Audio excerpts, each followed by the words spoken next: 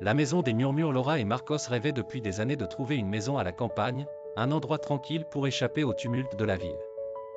Lorsqu'ils tombèrent enfin sur cette vieille demeure à la périphérie d'un petit village, cela leur parut un rêve devenu réalité.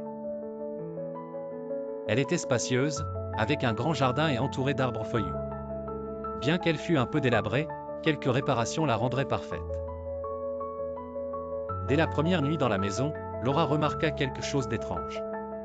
Alors qu'il s'installait dans la chambre principale, elle entendit un murmure doux, comme si quelqu'un chuchotait son nom. Elle en parla à Marcos, mais il se mit à rire, lui disant que ce n'était que le vent qui soufflait à travers les vieilles fenêtres. Au fil des jours, les murmures devinrent plus fréquents et plus clairs.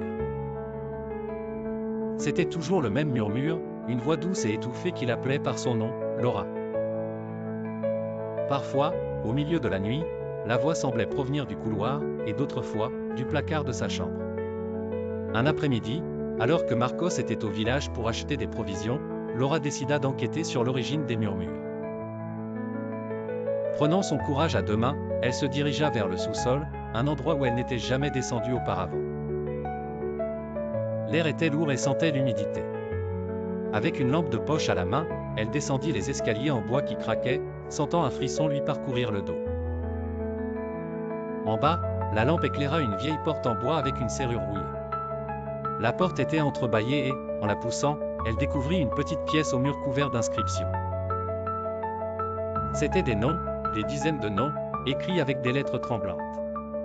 Au centre de la pièce, un ancien miroir reflétait sa silhouette. Laura ressentit une impulsion inexplicable de s'approcher du miroir. Lorsqu'elle fut devant, la voix murmura à nouveau son nom, mais cette fois, ce n'était pas dans sa tête.